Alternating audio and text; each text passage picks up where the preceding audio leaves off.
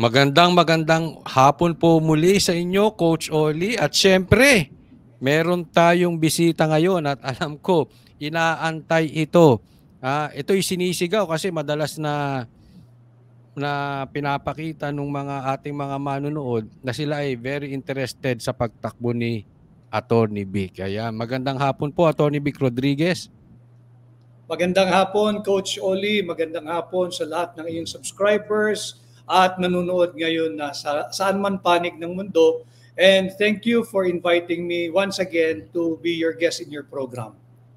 Alam mo, sa katunayan, Attorney Vic, no, yung mga DDS supporters, no, ay itinutula ka na bago pa man magkaroon ng filing kasi nababasa ko yung pangalan mo na sino yung susuportahan ng Banateros, sino susuportahan ni Coach Oli, and nakalagay may sarili silang lineup. Ito ba sa suportahan? Sabi ko antayin muna natin magsitakbo kasi mahirap magsalita, no? But inaantay ka, Attorney Vic, ng mga DDS. Ang tanong ko dito, okay ba sa'yo na ikaw ay siyempre, no, mabansagang DDS or supporters ng mga Duterte or Malinya?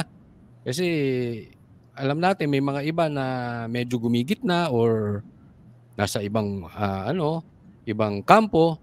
So anong side natin dito? Kagaya nung aking binanggit nung ako'y nag-file, Coach Oli at mga kababayan, tinanggap ko yung hamon pangunahan ang tunay na oposisyon. At yan nga ay kasama ang hakbang ng maisog and of course ang endorsement ni Pangulong Rodrigo Roa Duterte. Ganon din ang nauna ng pag-endorso ni Mayor Baste Duterte.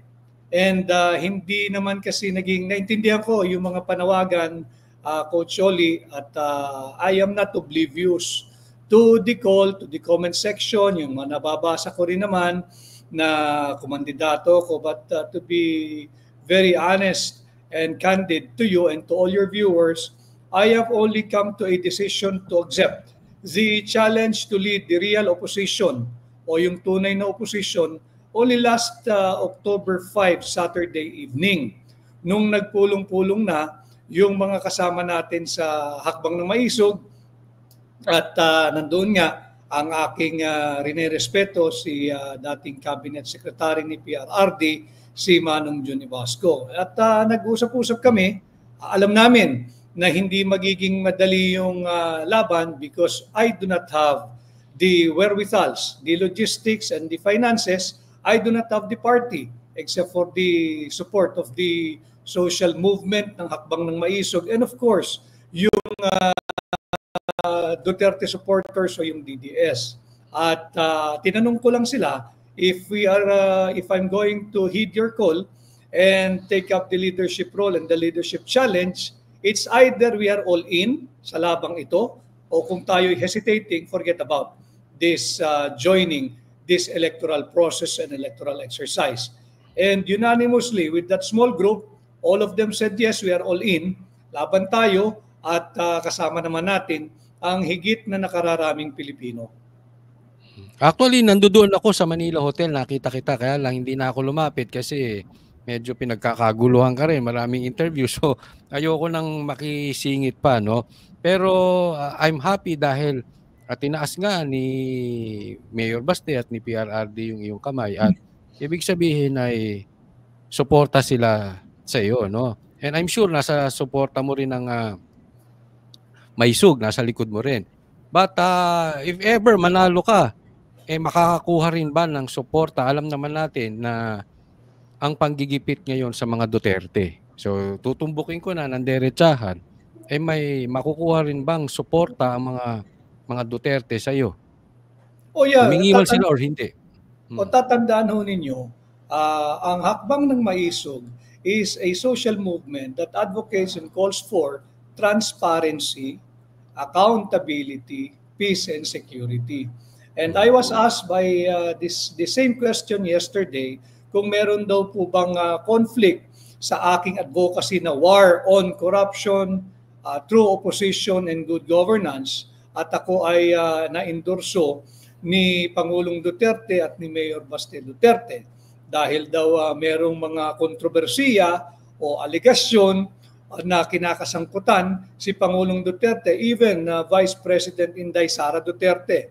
Sabi ko, walang conflict. I do not find myself conflicted sapagkat allegation is not equivalent to proof. Yung controversy na kinakaladkad ng Pangulong Duterte at si Vice President Sara Duterte, hindi naman yan proof beyond reasonable doubt. In fact, there's no case against any of them pending before the court. Lahat ito ay all political noise lang ito, Coach Oli. Meant to harm the good name and legacy of President Duterte. At ito ang layunin lang naman nito ay pakasiraan si Vice President Inday Sara Duterte dahil midterm na tayo sa termino ng nakaupong Pangulo at nakikita naman natin hindi matinag-tinag yung pagmamahal ng higit na nakararaming Pilipino kay Vice President Inday Sara Duterte. But let me be very, very clear, especially with this interview of yours, my guesting in your program, I do not speak on behalf of Vice President Inday Sara Duterte. But I am arguing strongly against the many accusations hurled against her. Kagaya na lamang nung sinasabi nilang issue ng confidential and intelligence funds, yung paggamit daw nito. Alam mo, natanong din sa akin ito kahapon, Coach Oli. Sabi ko nga, again, I'm not speaking on behalf of Vice President Inday Sara. Pag-usapan natin yung merito ng aligasyon o akusasyon laban sa kanya. Even the COA, the highest audit body, a constitutional body of the Republic of the Philippines, have given the office of the Vice President until February of next year, February of 2025, to comply with the proper documentation on areas where they were given notice of disallowance. Notice of disallowance is not synonymous with guilt. Notice of disallowance is not equal to graft and corrupt practices. Ang ibig lang sabihin nito, yung liquidation process ninyo ay hindi sang-ayon doon sa COA audit rules and regulation. Pero hindi ibig sabihin meron kang dinispalkong pera, magkaiba yun. And again, constitutional body rin itong COA. Sila na nga ang nagsasabi, hanggang February of next year, 2025, maaari ka pang makapag-comply and to cure whatever deficiency that you may have or your office may have in proper liquidation. So yung ginagawa ngayon dyan sa Kongreso, I would say, as a lawyer and as a Filipino, that's premature. Paano kung makapagsumite on or before the deadline of next year ang Office of the Vice President at sabihin ng COA cleared lahat ang pondo ng Office of the Vice President, cured lahat ang notice of disallowances we have issued, and we withdraw it. At may certification halimbawa na cleared na ang Office of the Vice President. Nagsayang lang kayo ng taxpayers' money dito sa ginagawang hearing na premature. You have to wait until the deadline na dapat makapagsumite yung not just the OVP but any agency, bureau or instrumentality of the government na na-issue ng notice of disallowance at binibigyan ng palugit na makapag-comply. Attorney, sa salitang social media, yung sinasabi nyo po ay advance mag-isip itong mga congressman natin. Bakit nga po kaya? I think advance is giving them too much credit. It's not advance, it's premature. And hindi kasi matago yung gigil nilang siraan yung tao na talaga namang perceived to be a very, very strong contender this coming 2028 election. But that's jumping the gun. Masyadong malayo naman yung inyong foresighting. Hindi pa nga natin na itatawid yung midterm election. Bakit ba kayo nagmamadaling siraan yung pangalawang pinakamataas na halal na opisyal ng ating bansa? And remember, yung ginagawa nila is an insult. Not just on the office of the Vice President, not just to the occupant, to Vice President Inday Sara Duterte, but more so to the 32 million Filipinos who voted Vice President Inday Sara to office as our Vice President. Iniinsulto ninyo, winawalang hiya ninyo, linalapastangan ninyo, at seemingly you're trying to disenfranchise the 32 million Filipinos who freely, democratically voted for Vice President Inday Sara Duterte. I mean, siguro kitang-kita naman ng yung mga hindi panatiko, no, na talagang this early, talagang sinisiraan. Sinisiraan na ang mga Duterte. Now, syempre, kakilala mo mas nakasama mo ng campaign. Ito sila BBM, no, and meron siyang komentaryo na patungkol dito na he was deceived. Di ba? Talaga bang maging magkaibigan ito si VP Sara at saka si BBM, or talagang nagkagamitan lang? No, as far I can speak from what I have witnessed and what I have observed during the 2022 campaign which I've helped run, and it was a successful campaign, by the way, a presidential campaign. VP Sara was or Inday Sara then, Mayor Inday then was very submissive doon sa, kasi ako gumagawa ng schedule ng campaign na Coach Oli, kung saan kami pupunta, anong oras, etc. Merong mga request ang grupo ng aming vice presidential candidate, then Mayor Inday Sara Duterte. Pero pagka I insist on unahin muna natin ito, she gladly yields. In fact, yung isa niyang staff na embedded sa aming HQ, sa presidential HQ, very submissive siya. At sinasabi niya, ang bilin ni Mayor Inday Sara, ni Ma'am Inday, kung ano ang decision mo, meaning referring to me, yan ang susundin. But it doesn't mean hindi namin ina-accommodate yung kanyang mga request. Basta't pag may panggalang, wala kang marinig na reklamo dyan, sumusunod yan. And makikita mo yung sincerity ng kanya, not just the Vice President now, but the entire Duterte family in supporting our campaign back in 2022. And I think it's not proper to say na someone deceived someone. The friendship that I have witnessed then between the two top officials of our land now, I'd say it's genuine, and it's full of sincerity that transcended the campaign and was carried over to the first months, if not first year of this administration. So maliwanag si BP Sara kasi may mga nababanggit, no, na spoiled brat, na parang naniningil ng utang na loob. May mga kumakalat ng ganyan eh. Basta lumabas doon sa explanation mo kanina na hindi siya entitled, no? Meron siyang entitlement yun. In fact, hindi ko alam kung pwede kong, sa tingin ko, tapos na naman ito. Ito yung matter of fact. Pagka meron kaming campaign, kasi yung dinesign kong campaign, kami lang ang nagkakampanya ng umaga. Ang ginawa ko, breakfast, lunch, dinner eh. Meron kaming kampanya ng umaga, magkakaraban kami to the next venue, lunch.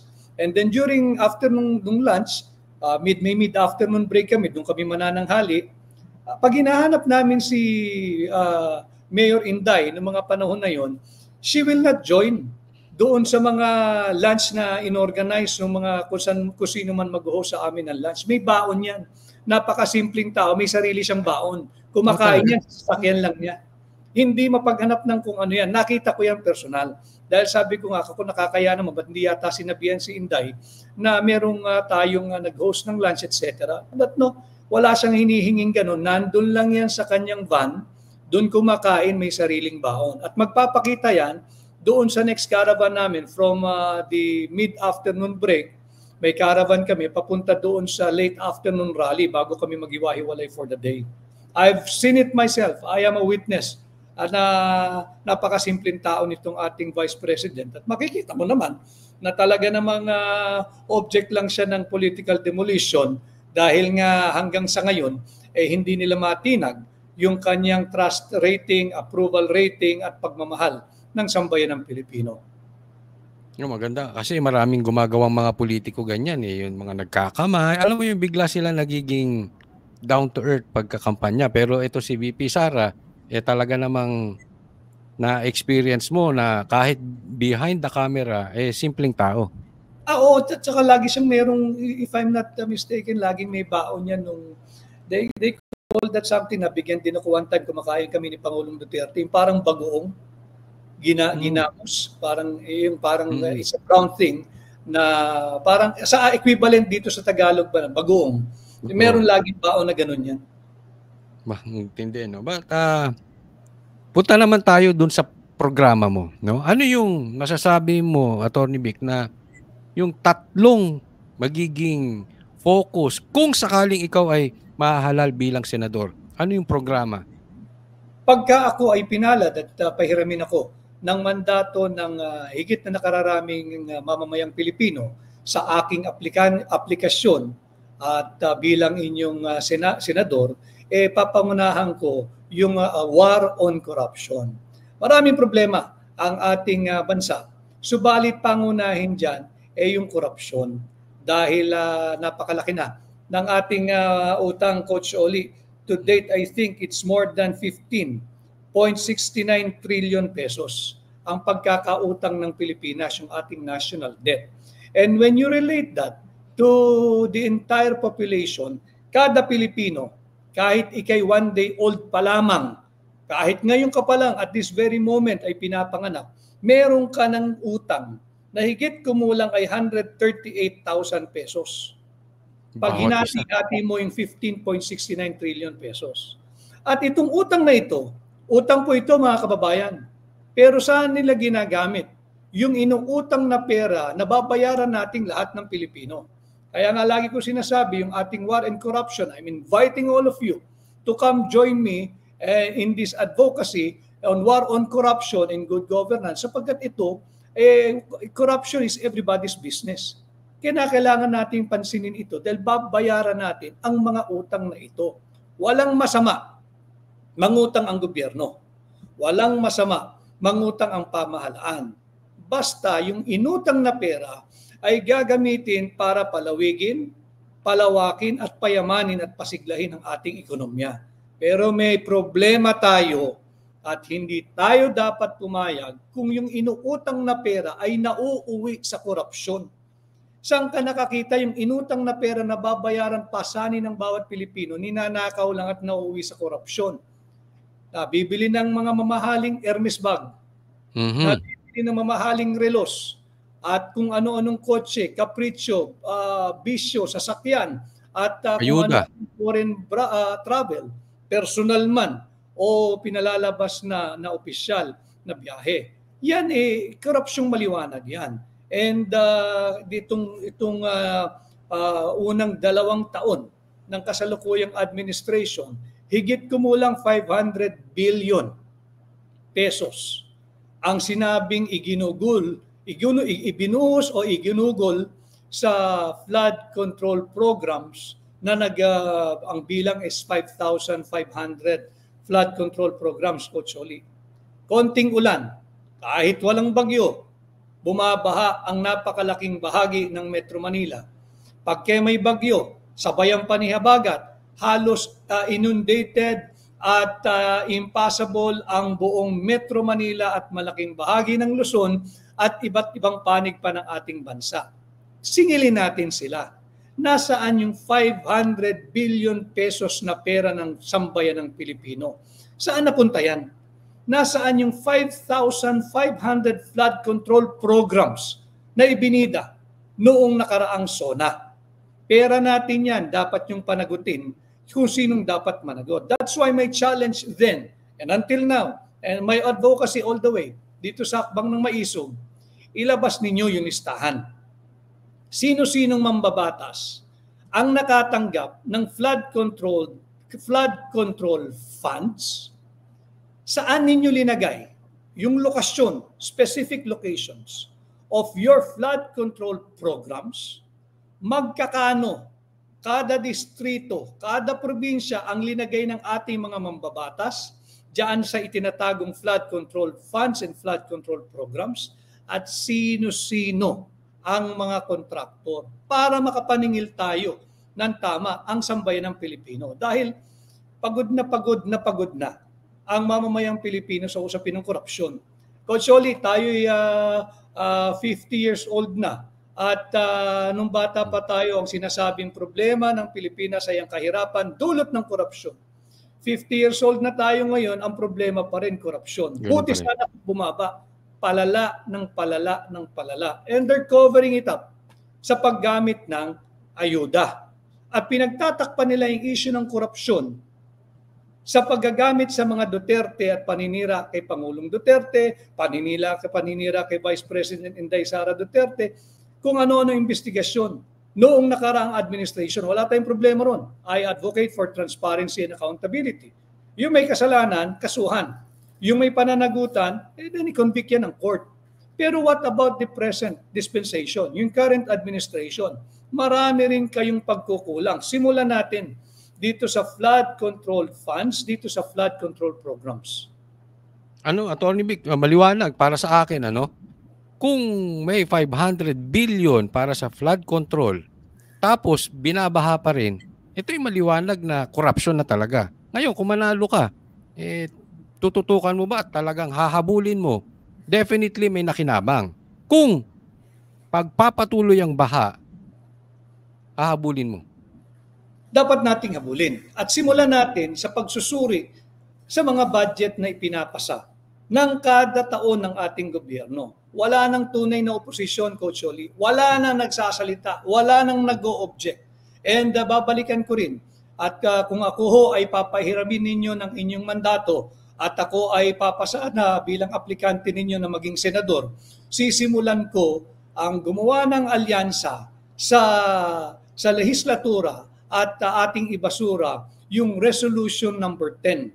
Ano yung resolution number 10? Ito yung nagpapahintulot sa liquidation by mere certification. Ano yung ibig sabihin ng liquidation by mere certification? Yung head of office, pag binigyan mo ng pera, hindi na kailangan ng resibo. Basta sabihin mo lang, justify mo lang sa pamamagitan ng one piece of paper na itong 500 million halimbawa ay ginasto sa ganito, sa ganyan at natanggap ni ganito. Period. Pirma. Tapos na. Hindi yan yung proper liquidation na sang-ayon doon sa COA rules and regulation when it comes to safeguarding and being the vanguard of public funds, of public money. Yan ang dapat nating singilin. Ito kasi Attorney Vic, marami kasing ganyan na pag tumatakbo, sasabihin hahabulin si ganito, habulin si ganyan, gagawin to, gagawin yan. Tapos pag nanalo na, nakikipag-alyansa na doon, tapos tahimik na, pikit mata na. At itong tanong ko, ito'y tanong ko sa lahat ng mga na-interview ko. Just in case, kasi sawang-sawa ang mga Pilipino ngayon sa budol. Talagang nandidiri ang marami dyan sa budol na yan. At kung sakaling ikaw ay manalo at hindi mo nagawa yung mga pinapangako mo, are you willing to resign kahit na hindi ka, kasi yung iba kapit to ko na eh. Are you willing to resign? Ng kusang loob na hindi mo na sila inaantay. Of course, siguro lahat ng tanungin mong magbibisita sa iyong programa o i-guess mo or kandidato, kung ano mang pwesto, when confronted with that question, they will readily say yes. But I think more than saying yes, and I'm saying yes to you now, but I think more than saying yes, you have to look at the credibility or if the one who is in front of you now can walk his talk. And incidentally, I'll take this opportunity. Nandito po kasi lahat yan sa aking libro.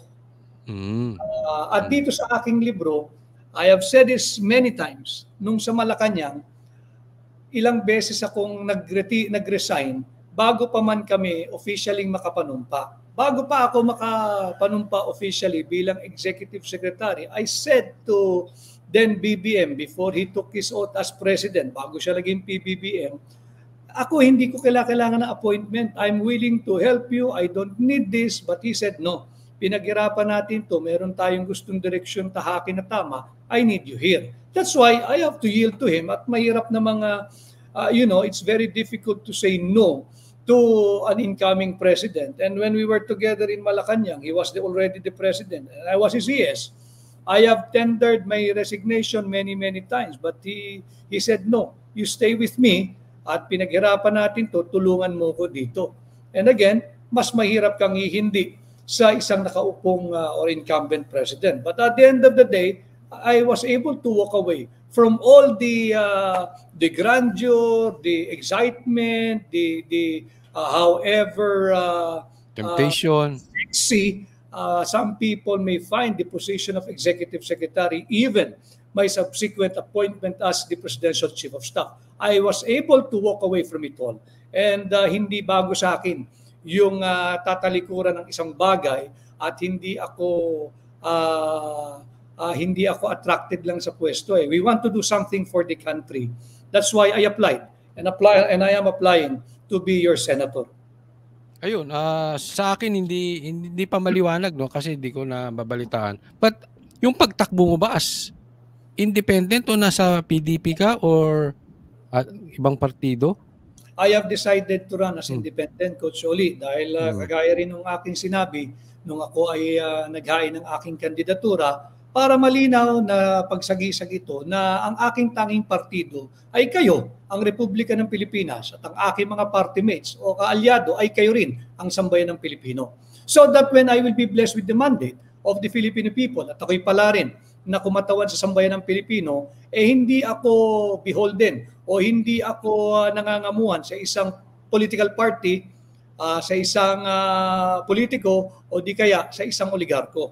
Ang aking kinikilalang kaalyado at party mates at amo ay kayo, sambayan ng Pilipino.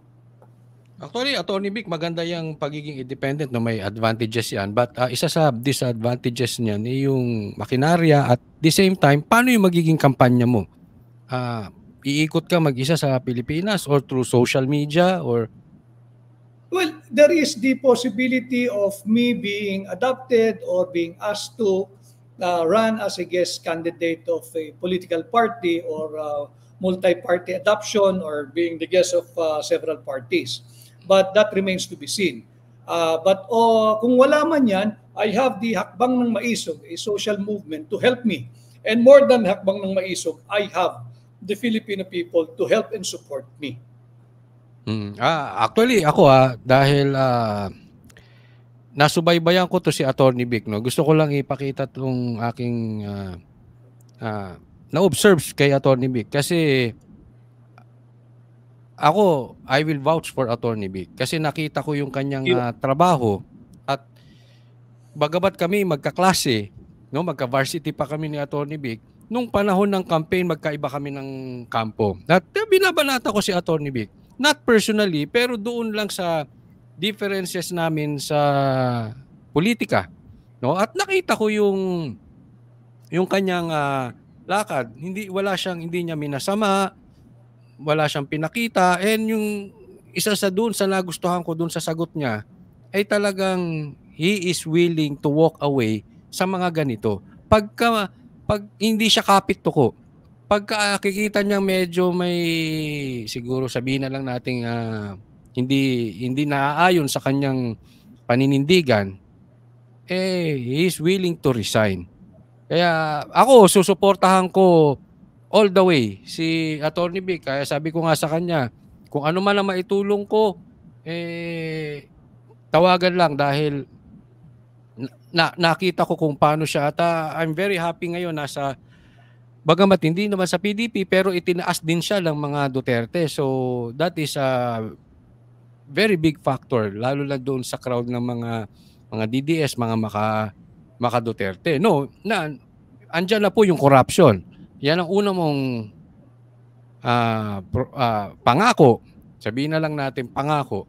No, but bukod diyan, kasi halos lahat ng kandidato ayan ay hindi ko siya matawag na generic na pangako, no? But yan ang talagang sasabihin kasi kitang-kita naman natin, yan talaga ang problema. Totoo naman yung sinabi ni Atty. Vic, yan talaga ang problema ng bansang Pilipinas. Pero bukod doon, ano pa yung mga tututukan natin? Okay.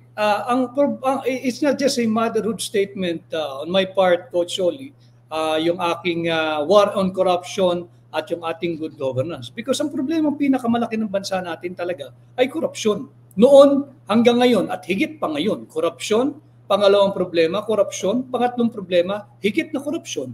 These are the top 3 problems that are besetting our country then and now, but especially today. Now, pagdating doon, halimbawa, tayo'y pinalad at binigyan ng inyong mandato, babantayan natin yung budget process. Babantayan din natin pagka may budget na naipasa kung paano ginagasta yung perang yan. Ulitin ko, ang ating utang ay 15.69 trillion, baka higit na ngayon. Dahil, attorney, maputol kita. Magkano nga pala yun? Kasi hindi ko nakuha kanina yung utang natin, bawat isa. Ang utang natin, bawat isa ay higit kumulang 138,000 pesos. But this was prior to the, bago bumalik ang palitan ng piso at dolyar sa 57.50. Ngayon, tumaas sigurado to, pihado tumaas ito.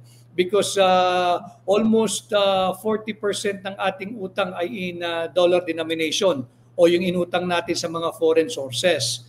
So pagka pumalo na tayo ng 57.50, hindi ko alam kung magkano magsasara ang palitan ng piso sa dolyar ngayon, baka mas mataas. Tataas yan, pihado. Hindi na lang 15.69 trillion yan. Ang dapat nating dyan, very, very limited yung ating fiscal space. Pag maliit ng fiscal space mo, very, very limited. In fact, pag tiningnan mo, yung ating debt to GDP ratio ay more than 60% na ito. At yung acceptable global standard for sovereign debt, dapat nasa 60% ka lang. Tayo yata ay almost 61%. Over tayo ng 1%.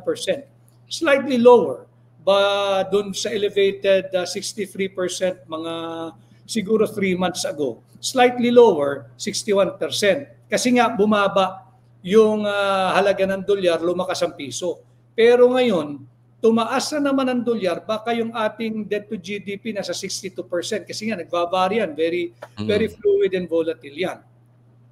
Ang ibig ko lang sabihin, tinuro sa atin ng ating mga magulay yung matagal na at matandang kasabihan na minana pa nila sa kanilang ninuno at minana rin natin sa kanila, pag maiksi ang kumot, matuto tayong mamaluktot. Yung ginagawa ng kasalukuyang administrasyon ay malayo sa kasabihang ito sapagkat sige tayo bigay ng ayuda. At ang binibigyan natin ng ayuda, yung hindi naman nasa lanta ng bagyo, yung hindi naman nasa lanta ng habagat. Binibigyan natin yung areas kung saan gusto nating lumakas yung mga politiko na nasa administration. Ito ay pagbabalahura sa dignidad ng mamamayang Pilipino. Binubusog sa 5,000, 7,000, tapos babawasan pa ng mga nasa ilalim, yung 5,000, 7,000 na ayudang, nauwi ay 3,000. Pero hindi ito para yung stopgap measure. Walang proven societal benefit itong ayuda. Itong napatunayan ng ayuda is only to further the political interest of the politicians who are giving out dole-outs. Hindi pa pwedeng dole-outs, hindi sustainable ito. Ang kinakailangan natin are viable economic activity that will strengthen our middle class base at palakihin natin yung middle class base. Dahil yan ang pundasyon ng ating ng ating ekonomiya, hindi naman yung mayayaman ilan lang ang mayayaman sa ibabaw ilan lang ang mga oligarko. Yung middle class ang dapat nating palakihin at palakasin. Tingnan mo yung unfairness or yung imbalance. Coach Yoli, bigay tayo ng bigay sa ayuda. Walang problema sa ayuda. Doon sa tunay na nangangailangan. Subalit pagka ito ay ginawa mo ng political tool, masama na yan. Because you are encouraging katamaran. Bakit yung mga hindi nagtatrabaho? Bakit yung mga walang naiko-contribute sa nation building through payment of taxes, sige tayo ng bisigi ng bigay ng ayuda. Samantalang, ang dami ko nang nakausap na mga ordinary rank and file workers, yung ating manggagawa, yung mga waiters, yung mga janitors. Persahan yan, Coach Oli. Pagdating ng sahod, kinsenas ngayon, sahod at 30, persahang ibabawas yung iyong income tax. Income tax, babawasan mo. Pero yung mga yan, araw-araw nagbabanat ng buto, gigising maaga kahit nakauwi na ng late dahil sa walang katapusang traffic, pumila makasakay ng jeep, ng tren, ng bus, ng ano man, ng grab, na motorcycle, hill up, Pumila yan. Uuwi ng kaunti na lang, tulog na yung pamilya, tutulog na lang din sila, gigising ng maaga, iwas traffic just to make it on time sa kanilang trabaho. Every payday, persahan mong babawasan yan ng kanilang income tax. Nagko-contribute yan sa nation building pero walang natatanggap na ayuda yan. Bakit yung middle class hindi mo binibigyan ng tulong? Ito nga yung mga nagbabanat ng buto at nagbabayad sa iyo ng buwis. Bukod pa riyan, ito'y malapit din sa sikmura, kung hindi man tagos talaga sa sikmura natin. Yung 89.9 billion pesos PhilHealth funds, hindi naman pera ng gobyerno yan eh. Mandatory contribution din yan ng mga direct contributors. Yung uring manggagawa na naman. Bakit kinuha ng gobyerno? Pabalik sa National Treasury. Pera ng mamamayan yan, part yan ng ating insurance, health insurance ng gobyerno. Paano kung magkasakit? O halimbawa na lang, may isang pandemyang dumating sinlaki at sintindi ng COVID-19 pandemic. Kaya ba tustusan ng PhilHealth yung gastusin ng kanyang mga kliyente na every payday ay nagko-contribute mandatory puwersahan na kinuha ng gobyerno? Bakit kinuha ng gobyerno? They need money to fund yung unprogrammed appropriation. Ano naman yung unprogrammed appropriation, Coach Oli? Alam ko dinidiskurso mo rin ito sa mga programa. Ito ho, mga kababayan, yung bagong anyo ng Congressional Pork Barrel Funds. Na makailang ulit nang nagsabi ang Korte Suprema, unconstitutional, illegal, and unlawful, and is not a good financial practice. Yan ang ating babantayan. That is how we can effect and implement yung ating advokasya at krusada dito sa war on corruption. Alam mo, actually, Atty. Vic, to be honest with you, no, pag narinig ko itong problema ng Pilipinas at naikukwento ko to sa aking vlog, sabi ko minsan nawawalan na ako ng pag-asa. Yan ang bibigay lang sila ng comment, Coach Oli, huwag ka mawala ng pag-asa. May makakaahon din tayo, may Diyos. Pero, alam natin yan. Pero pag talagang tiningnan ko yung problema natin, grabe. Ang laki ng problema natin na tama kayang corruption na yan. Napakatindi. Pero, eto naman ngayon, isa pang malaking usapin. Patungkol dito sa, anong stand mo dito sa drug war or yung mandatory drug test na ikaw ba'y pabor dito sa mga politiko kung sakali sila ay dahil alam natin kasunod ng corruption itong patungkol sa droga. Let me just address first yung ako'y na-alarma doon sa mga nakakausap mo dahil ang dami ko rin nakakausap sa loob at labas ng bansa, Coach Oli, yung ating mga migrants and overseas Filipino workers. Ang sinasabi nila, syempre nakikita nila na yung infrastruktura doon are in place, yung training system nila maganda, and the government, wherever they are, yung kanilang host country, talaga namang responsive. Yung healthcare benefits, yung peace and order, yung laban dyan sa droga, talagang maayos. Yung mga bata na school age, yung iba as young as 7 years old, nagte-train Sa Japan, common yan. Walang kasamang adult, walang kasamang yaya, nakakauwi, walang nananakit. Sabi nila, Atty. Vic, yung Pilipinas, ang hirap-hirap mo nang mahalin. Kaya nung ako din nag-file, sinabi ko no. Let us not give up on our nation. Let us not give up on the Filipino. Let us not give up on our fight and war on corruption.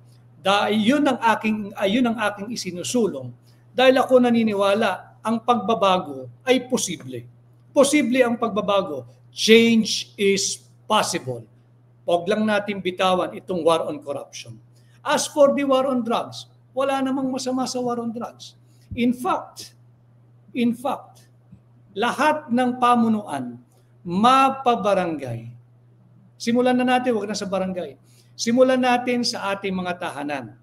Basta't matino ang magulang, meron kang sariling war on drugs sa bahay, di ba?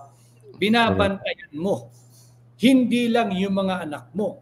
Kung may mga kasambahay ka, may mga driver ka, may hardinero ka, bago mo i-employ yan, hihingan mo ng NBI clearance, police clearance, medical certificate, at kinakailangan pakitaan mo ko na drug-free ka. Sa sariling bahay natin, meron tayong personal war on drugs. Meron. Sa ating mga paaralan, meron din silang sariling war on drugs. Kaya nga bawal dyan yung paninigarilyo. Bawal na bawal din dyan ang droga. Ganon din sa barangay. And so, ganon din sa munisipyo. Ganon din sa kada city, ganon din kada probinsya. Inarticulate lamang nung previous administration, nung administration ni Pangulong Duterte, iyang layunin na yan, na maging drug-free ang ating bansa. Anong masama doon? Anong masama sa war on drugs? Tinitwist lang nila yan. And pag pinasa mo nga yung pahayagan, talagang it's a recognition. Ako, kung ako ang apelido ko'y Duterte, I will be flattered, Coach Sholi, dahil araw-araw, tingnan mo lahat ng mainstream, yung mainstream media na yan. Ang banner story, merong nakalagay na Duterte. Akala mo, ang Pangulo natin ngayon ay si Pangulong Rodrigo Roa Duterte pa rin. That's how prominent he is dito sa mga mainstream media, pati dyan sa mga mainstream TV stations and radio station. And for me, I think it should be a flattery on the part of the Dutertes na araw-araw nakikita ang pangalan nila sa pahayagan na hanggang ngayon, kala mo sila ang namumuno sa ating bansa, ganun sila kamahal ng Pilipino at ganoon ka-lasting yung kanilang legacy. But I am all for war on drugs. And yes, nung ako ay nag-file ng aking candidacy, dala ko ang aking certificate mula sa isang kilalang laboratory showing that I am negative for drug use. Because I thought I could submit it together with my certificate of candidacy bilang maging ehemplo tayo. Lahat ng gustong mamuno, simulan natin na maging ehemplo dito pa lamang sa pag-file ng ating candidacy. Sumitin natin, ipakita natin yung ating negative result ng ating drug test. At higit pa, sa lahat ng namumuno sa pamahalaan, whether you're in the executive, you're the president, whether you're in the legislative, the Senate President and the House Speaker, and whether you're in the judiciary, the Chief Justice, go. Show to the people the negative result ng inyong drug testing, provided the drug testing will be done in an open, fair, and transparent manner. Why? We have the right to know. At yan ay nakasaad sa ating saligang batas. Attorney Vic, nakita ko nga yung yung nagpa-drug test ka, no? At nagustuhan ko din 'yon. Kung maaari nga, hindi ko alam kung pwedeng ulitin 'yon before the election sana, kasi para naalala ko nung 2022 election, no, may mga nag-submit ng nagpa-drug test sila. At para sa ganoon, ma-encourage natin lahat ng mga tatakbo ng mga senador, especially senador, na yung sa national, na magpa-drug test. At kung sakali mang hindi sila magpa-drug test, more or less yung taong bayan ay magkakaroon ng idea. At maging sukatan din to, si ganito nagpa-drug test, si ganito ayaw, ang daming excuses, si ganito ayaw. Kasi alam mo ang nakakaano dito, attorney, yung ultimo mag-a-apply ka ng trabaho, security guard, secretary, mandatory, pati nga sa mga pulis may mga surprise 'di ba? Drug test. Tapos isipin mo, isa kang kandidato or isa kang mamumuno ng isang mataas na posisyon, ikaw ay excuse sa drug test. Tama yung Coach Oli, kagaya nga sinabi ko, yung war on drugs, hindi natin, walang nag-articulate, but let me articulate it now in your program. Lahat tayo ay merong sariling krusada, meron tayong war on drugs. At yan, kada pamamahay, kada pamilya ay may war on drugs. Sapagkat ayaw natin na may kasama tayong adik sa bahay. At kung meron man tayong kamag-anak, nagdurugo ang ating puso, at if we can afford, send him or her or them to a drug rehabilitation because mahal natin sila. Meron tayo kanya-kanyang war on drugs. Kaya huwag tayo maging ipokrito dito sa war on drugs. Yung mga nag-iimbestiga, ask them, kayo ba wala kayong sarili at personal na war on drugs sa inyong pamamahay? Payag ba kayo na meron kayong kasama na lulong sa droga? Payag ba kayo na inyong mga kasambahay o meron kayong kamag-anak na nasa bahay na nagsasabu, nagko-cocaine, kung ano man droga? Will you feel safe? when you have someone you know na addict at gumagamit ng droga, then just to prove to you my point, I'll just share to your millions of viewers, Coach Oli. This is my result of my drug test. I have this with me when I filed my certificate of candidacy last October 8. At yun nga, nais ko sanang isinumite, pero hindi naman daw kinakailangan. But I was ready. And I'm ready until now. Yun, maganda yun. Kasi isipin mo, halimbawa, driver mo, papayag ka ba? Driver mo, addict? O yaya mo, yaya ng anak mo, addict, di ba? Yung driver mo lang, Coach Oli, halimbawa ng addict, papayag ka ba yung driver mo magmamaneo sa iyo ng lasing or nakainom? Gagalit ka, hindi ba? Lalo na kung addict. Kaya ulitin ko, huwag tayong magpaka-ipokrito diyan sa war on drugs. Dahil lahat ng matinong Pilipino, at higit na marami yun, kesa sa mga tiwaling Pilipino, meron tayong mga personal war on drugs, at yung war on drugs na yan nagsisimula sa ating mga sariling tahanan at sa ating mga pamilya. Ito doon sa mga manunood ngayon, ako encourage ko, wag nating iboto yung takot magpa-drug test. Diyan pa lang dapat red flag na 'yan. No, so encourage natin sila kung makakapunta tayo sa social media ng personal social media pages nila, lagay nyo pa-drug test ka, para-drug test para tayo, malinis. Hindi yung mamaya wala na sa katinuan yung nagdidesisyon na mataas na posisyon na ating hinalal. So, encourage natin. And siguro itutulak ko rin yung lahat sa ating mga manunood. At syempre, dun sa mga may interview natin, na I will ask that. No? Pero syempre, hindi na natin pakatagalin, Attorney Vic, dahil ako yung maasa na hindi ka magsawa at may part 2, part 3 pa tayo. At siguro may imbita ka rin ng buong Banateros. Anong mensahe mo ngayon? Last message po sa ating mga manunood at sa mga fans mo at sa mga tuwang-tuwa. Alam ko ang dami. Tuwang-tuwa na ikaw ay finally nag-decide na tumakbo bilang senador. Kagaya ng aking nabanggit, hindi alam ko, mulat ako sa katotohanan na hindi ho magiging madali ang labang ito, ang aking kandidatura. I do not have the logistics, I do not have the finances, wala po akong oligarko, wala akong partido na sinasandalan, subalit ang aking pong sandigan ay kayo, ang aking partido, Republika ng Pilipinas, at ang aking mga kalyado, kayo, sambayan ng Pilipino. At naririnig ko rin na Pilipinas ang hirap mong mahalin. Oh, no, please. We have to have a change in our mindset. Let us not give up on our nation. Let us not give up on our country. Let us not give up on the Filipino. Let us not give up on our war on corruption. At yes, ako po si Atty. Vic Rodriguez, aplikante ninyo bilang senador, at pag tayo po ay nagsama-sama, posible ang pagbabago.